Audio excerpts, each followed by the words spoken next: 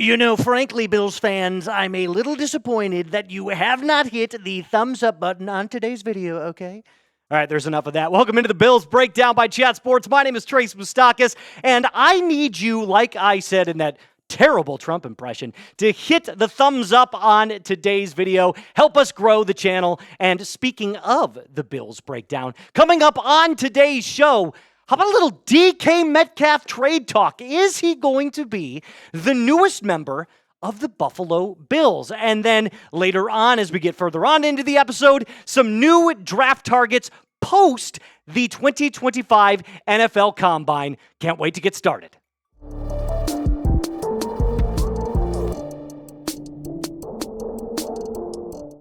So, Mr. DK Metcalf, this dropped on Sports Illustrated's website today. I got to work, was scanning all my different news outlets, and boom, first thing that I looked up, swear to God, DK Metcalf reports indicated that the Bills could be interested in trading for him. Now, it's not just me that was like, oh, I'm going to read this on Sports Illustrated. Here's what one Seattle Seahawks reporter, Corbin Smith, had to say about the DK Metcalf trade talks. Two other teams that I've been told are monitoring the DK Metcalf situation are the Bills and the team who shall not be named. Right now, consensus is the Seahawks are not looking to make a deal and would still like to extend the wide receiver, but several teams are keeping tabs on him in case the door opens to acquire him. Now, DK Metcalf has been one of the most productive wide receivers in the league since he entered in. Look what he did last season in 2024, 108 targets, 66 receptions, 992 yards, so almost 1,005 touchdowns. And this, by the way, was a down season for DK Metcalf. There was a lot of stuff surrounding his attitude. He got into multiple fights. He was dejected on the sidelines. And for those reasons, combined with the fact that he was not necessarily the most productive in 2024, I'm not on board with this. I'm sorry. Isn't this exactly why you drafted Keon Coleman, by the way? Was to be the 80% version of DK Metcalf and hopefully turning into something like that, a big-bodied wide receiver, jump balls. He's strong, can go up and attack that point of it, when the ball comes down, get that point of attack. I don't think that you necessarily need to go at a DK Metcalf. And looking at our wide receiver room, Khalil Shakir was the clear number one last year for the Bills. Amari Cooper is most likely not going to return, entering free agency. Keon Coleman, I'm looking to take that next step up, and Curtis Samuel's a very nice wide receiver, number 3/number 4. So I'm not on board with DK Metcalf. And look, the good news is neither is Seattle. I mean, you saw it in that social. You saw that in that tweet. They're not looking to move him. They don't want to move him. They want to get a deal done with DK Metcalf. So I'm going to squash this in the bud right now, and I'm going to say, Moose, not on board with Mr. DK Metcalf. But what about you? Would you trade for DK Metcalf? I understand why you would, right? Like, I'm not saying that, trading for DK Metcalf is a stupid idea. Not necessarily. He's a proven wide receiver one. That's exactly what he would be coming in. He's a guy that can give you a guaranteed 800, 900 yards next season and multiple touchdowns. And playing with a guy like Josh Allen might be great for his career. So let me know. Type Y for yes or type N for no. Now, moving on to the next part of our show. Some new draft targets after the 2025 NFL Combine. And I don't know about you, I was glued to the Combine this last week, not only because it's my job to be, but also because I'm a Combine freak, and I have correctly identified 3 new targets for the Buffalo Bills post the Combine. Now, these players are players that have been kind of identified previously by guys like Mel Kiper as maybe potential Bills targets, but we have not talked about these guys here on the channel quite yet. Now, the first guy that I want to bring up is Mr. Jahdae Barron, the defensive back out of the University of Texas. Now, Jahdae Barron, I watched his entire press conference from the start to the finish. It was actually one of my tasks that I was, kind of had during this week was to find players that I felt like could have fit the Bills really, really well. And based on his press conference alone, I was like, man, this guy is sharp as a tack.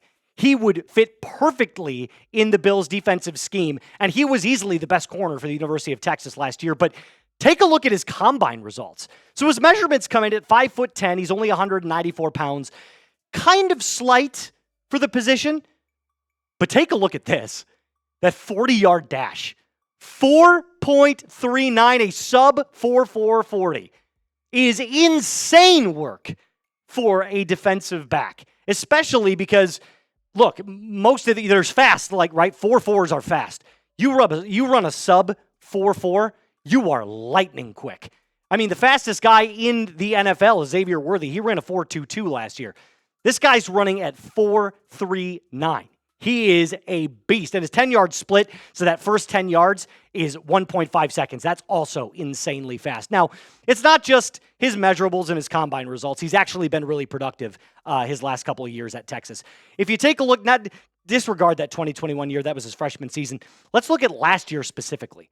67 tackles, 11 pass breakups, 5 interceptions. So this is a guy that's not afraid to play physical. He's not afraid to go and be a ball hawk, but he's also really good in coverage. And for a league that is transitioning to mostly zone coverage, you want to know that a guy can keep the ball in front of him and not get beat over the top. Well, Jahdae Barron can do that, and his stock is rising. Everybody is saying, hey, this is a guy that is now a first-round pick. Now, could he have moved even further up to maybe where he's drafted somewhere between 22 and 28? It's possible, but I would like to think that maybe the Bills have a special plan if he drops to 30 and that they would draft Jahdae Barron. Our second guy is Tyleik Williams, the defensive tackle out of Ohio State. And I'm going to be completely transparent with you. This was not a guy that I had on my radar simply because of what his 2024 production looked like. It wasn't that great.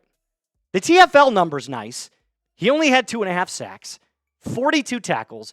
PFF grade's okay. It's 79, which is good. Not amazing, but good. But he also performed really well at the combine. And here's the crazy thing. He didn't even run the 40-yard dash. But from multiple reports from guys like Mile Kiper, and other draft coverage analysts, is that this guy, during his on-field work, was sensational. They could not believe how nimble and quick he was, especially at his size, coming in at well over 300 pounds. He was nimble, he had strong hands, he was light on his feet, and they said, hey, this is a guy that, given the right system, put him in the right setting and have the right coach that could kind of mold to what he could become. And again, he's not going to be a get-after-the-quarterback guy. We are strictly saying that this man would be drafted to stop the run. Why not? This is a player that is trending way, way up. Now, do you know where that you would get him? Yeah, maybe second, third round, but I'm really high on Williams right now, and I think that he could make a great addition to the Buffalo Bills. Coming in last, you know we had to throw at least one offensive player in there. Matthew Golden, wide receiver from Texas. Another Texas guy out here. Now, Golden was interesting because, again, another slight guy. He's only 5'11", 191 pounds. And would you play him out of the slot? Probably, but you also have Shakir there. But the reason, again, look at these 40-yard dash numbers. So he didn't just run a sub 4.4. He ran a sub 4.3. A 4.29 is, I mean, if you're a wide receiver, you might as well have just said, hey, your draft stock just shot way through the roof. I'm buying stock in Matthew Golden. Now, Golden is a burner, right? One of the better receivers on Texas. So we know about his speed. But the real question now becomes, is he going to translate to the NFL game, and can he run routes correctly? Because we saw from players previously, and I'll give you an example from a team that shall not be named, the Kansas City Chiefs. Xavier Worthy had blazing speed. He's not the best route runner yet. So could you use him in sort of a gadget style of play? Absolutely, especially if he's not ready yet to take the next step as an elite route runner in the NFL. It could be that he needs a season or two to kind of develop into that. So to me, he's a can't miss only because of his blazing speed. And hey, look, you get him through training camp, you get him through the first part of the season, you're like, yeah, he's not really developing in terms of what we want from a route running perspective. That's fine. Jet sweeps, use him. Go routes, use him. little direct snap in a wildcat formation, use him. He's small, but he's lightning quick. So let me ask you this. Would you draft Matthew Golden? Do you want to see him put on a Buffalo Bills uniform? Type D for draft or type P for pass. I'm going to make this the pinned comment of today's video. I want to see as many Ds or as many Ps as possible. Pause. That's crazy. All right, that's going to do it for us on the show today. Remember to subscribe. Hit that button. It is completely free. Like today's video. We're trying to get as many as we can on the episode today. My name is Trace Moustakas. I will see you next time. Until then, be cool.